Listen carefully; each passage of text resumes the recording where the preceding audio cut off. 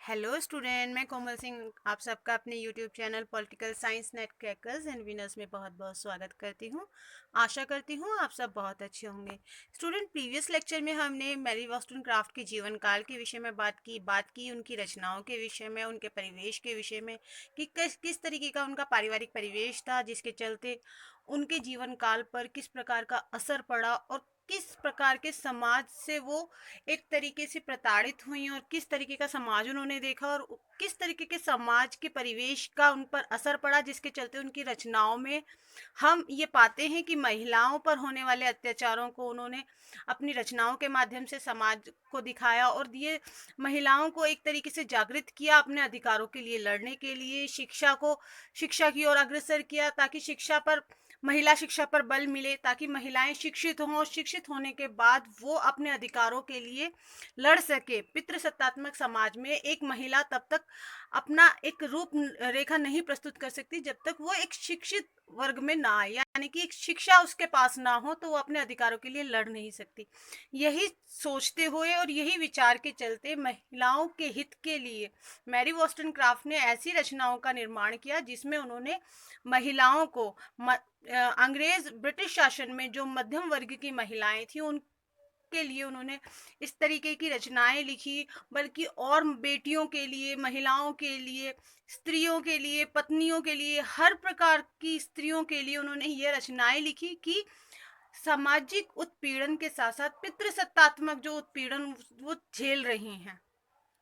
उससे सिर्फ उनको एक ही तरीके से वो अपने शोषण के खिलाफ आवाज उठा सकती हैं यदि वह शिक्षित हैं। शिक्षित होकर ही उनको अपने अधिकारों के लिए वो जागरूक रह सकती हैं और अपने अधिकारों को यूज कर उसका विरोध कर सकती हैं। तो इसके चलते ही मैरी वॉस्टनक्राफ्ट ने अपनी जितनी रचनाएं लिखी उन्होंने उनमें महिलाओं के हित के लिए, महिलाओं के अधिकारों की वकालत की। आज के लेक्चर में हम मैरी वॉस्टनक्राफ्ट के वे विचार पढ़ेंगे जिसके चलते उनको पहला नारीवादी विचारक के रूप में पूर्ण समाज, पूर्ण विश्व जानता है। तो चलिए आज मैरी वॉस्टनक्राफ्ट के विचार के विषय में पढ़ते हैं। स्टूडेंट, मैरी वॉस्टनक्राफ्ट की नारीवादी विचार के विषय में यदि हम बात करें तो मैरी वॉस्टनक्राफ्ट एक उदारवादी नारीवादी विचार, वे उदारवादी नारीवाद का समर्थन करने वाली पहली महिला महान दार्शनिक विचारक थी। मैरी ने महिलाओं के लिए जीवन के हर क्षेत्र में समान अधिकारों व अवसरों को बढ़ावा देने के लिए आवाज उठाई, जिसका प्रमाण उनके द्वारा लिखी पुस्तकों में भी प्राप्त होता है, जिनमें सबसे प्रमुख प्रसिद्ध पुस्तक थी a vindication of the rights of women, जो 1792 में उन्होंने लिखी थी। मैरी वॉस्टनक्राफ्ट ने कहा, यदि महिलाओं को शिक्षा व्यवस्था में समान अवसर प्राप्त होगा तो राजनीतिक जीवन व सामाजिक जीवन से लैंगिक भेदभाव को समाप्त किया जा सकता है। जिसके जिससे क्या परिणाम होगा कि जब लैंगिक भेदभाव समाप्त हो जाएगा तो महिलाओं को भी पुरुष के समान व अधिकार प्राप्त होंगे, जिससे वो उनका अपना एक संपूर्ण विकास हो सके, ना सिर्फ चारित्रिक रूप से, सामाजिक रूप से, आर्थिक रूप से, राजनीतिक रूप से, वह पुरुषों के समान उनका भी एक संपूर्ण विकास हो सकता है, वह शोषण में दबी नहीं रहेंगी। मैरी वॉस्टनक्राफ्ट ने लिंग, प्रजाति व धर्म के आधार पर भेदभाव निषेध होना चाहिए इसका समर्थन किया और कहा, तार्किक रूप में व्यक्ति का महत्व उसकी प्रतिभा व गुण व चरित्र के आधार पर होना चाहिए, ना कि उसके धर्म के आधार पर, उसके लिंग के आधार पर। यानी कि उन्होंने कहा कि किसी व्यक्ति की इंपॉर्टेंस इस बात पे नहीं होनी चाहिए कि भाई उसका लिंग क्या है, उसका प्रजाति क्या है या उसका धर्म क्या है। नहीं, उसका इंपॉर्टेंस उसके गुण के हिसाब पे, उसके चरित्र के हिसाब से और उसकी प्रतिभा के हिसाब से होना चाहिए कि जिस व्यक्ति में जितना जैसा गुण होगा, जिसकी प्रतिभा होगी, जैसा चरित्र होगा, उसको उस हिसाब से महत्ता मिलनी चाहिए, ना कि उसको इस हिसाब से इंपॉर्टेंस मिलनी चाहिए कि नहीं उसका लिंग ये है, वो प्रजाति ऐसी है या वो धर्म ऐसा है। स्टूडेंट, अगर हम दूसरे उनके विचार के बारे में बात करें कि महिलाओं की शिक्षा संबंधी उनके क्या विचार थे, तो अपनी पुस्तक thoughts on education of daughters 1787 में इन्होंने शिक्षा संबंधी विचार को प्रस्तुत किया। इस पुस्तक के द्वारा मैरी ने ब्रिटिश मध्यम वर्ग में महिलाओं की शिक्षा को लेकर चेतना जागृत करने का अवसर प्रदान किया। मैरी वॉस्टनक्राफ्ट का प्रयास प्रत्येक नारी को शिक्षित करना था, चाहे वह माँ हो, पुत्री हो, पत्नी हो या समाज की कोई भी नारी हो। मैरी वॉस्टनक्राफ्ट का मानना था कि शिक्षित होकर ही महिलाएं समाज में योगदान दे पाएंगी। तथा पितृसत्तात्मक समाज में बराबरी का स्थान प्राप्त कर पाएंगी। वह अमेरिकी क्रांति व फ्रांसीसी क्रांति से अत्यंत प्रभावित थी। स्टूडेंट, ये बहुत इंपॉर्टेंट है, कई बार पूछ लिया जाता है कि मैरी वॉस्टनक्रॉफ्ट किससे ज़्यादा प्रभावित थी, तो अमेरिकी क्रांति व फ्रांसीसी क्रांति से वह अत्यंत प्रभावित थी, क्योंकि स्त्रियों को पुरुषों की संपत्ति के रूप में उस समय देखा जाता था। उनका संपत्ति पर कोई अधिकार नहीं होता था, पति के हाथों घरेलू हिंसा की वह शिकार होती थी। उनके अनुसार महिलाओं को अपनी बुद्धिमत्ता, ज्ञान व तर्क शक्ति पर बल देना चाहिए, ना कि पुरुषों को प्रसन्न करने में अपनी ऊर्जा समाप्त करनी चाहिए। मैरी वॉस्टनक्रॉफ्ट कहती हैं कि हम पुरुषों के लिए कोई चीज नहीं है, हम कोई ऑब्जेक्ट नहीं है जिसको वो यूज करते हैं। हमारा भी एक अस्तित्व है और हमें अपने अस्तित्व के लिए अपनी बुद्धिमत्ता, ज्ञान व तर्क शक्ति को बढ़ाना चाहिए, उस पर बल देना चाहिए।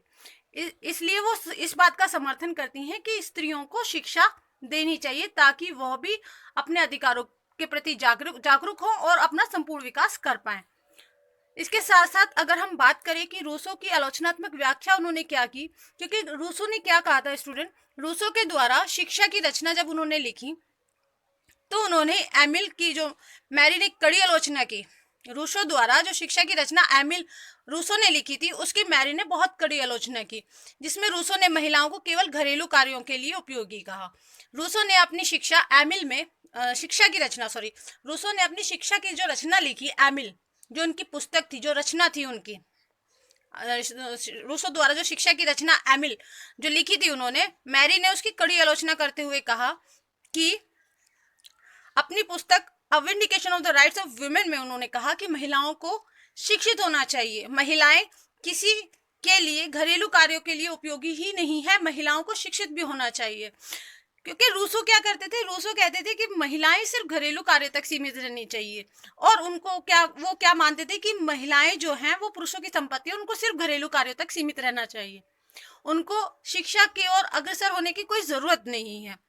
तो वहां पर क्या होता था स्टूडेंट कि रूसो जो है वो जो दूसरा लिंग था, जिसको हम स्त्रीलिंग कहा जाता है, महिला वर्ग जो कहा जाता है, उसको वो निचले दर्जे से ही देखा जाता था। लेकिन वहीं पर अगर हम मैरी वॉस्टनक्रॉफ्ट के विचारों को देखें तो मैरी वॉस्टनक्रॉफ्ट ने रूसो का विरोध करते हुए ये कहा, जिसमें लिखा जो पुस्तक थी उनकी, a vindication of the rights of women, 1792 में जो उन्होंने लिखी, उसमें उन्होंने महिलाओं की शिक्षा पर बल दिया और ये साथ साथ कहा कि जब तक महिलाएं शिक्षित नहीं होंगी वो अपना संपूर्ण विकास नहीं कर पाएंगी, और कोई भी महिला केवल घरेलू कार्यों के लिए उपयोगी नहीं है।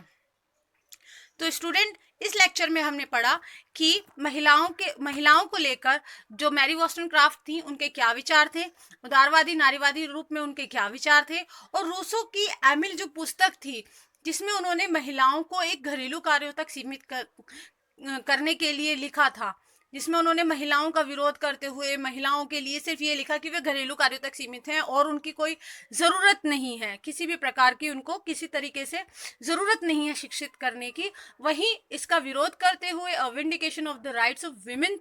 1792 में महिलाओं का पुरजोर समर्थन करते हुए मैरी वॉस्टनक्रॉफ्ट ने लिखा कि नहीं, महिलाओं को भी शिक्षित होने का अवसर मिलना चाहिए ताकि उनका संपूर्ण विकास हो सके। स्टूडेंट, इसके आगे जो नेक्स्ट लेक्चर है उसमें हम पढ़ेंगे कि मैरी वॉस्टनक्रॉफ्ट के जो विचार थे उनका उदारवादियों ने किस प्रकार समर्थन किया और किस प्रकार उदारवादी रूपरेखा को अपनाते हुए मैरी वॉस्टनक्रॉफ्ट ने अपने विचारों का समर्थन किया, और क्या उनका निष्कर्ष निकला, क्या उनको आलोचनाएं सहनी पड़ी। इस विचार को हम नेक्स्ट लेक्चर्स में कंप्लीट करेंगे। तो स्टूडेंट, बने रहिए हमारे साथ और लाइक कीजिए हमारे चैनल को, शेयर कीजिए एंड सब्सक्राइब कीजिए। Thank you so much.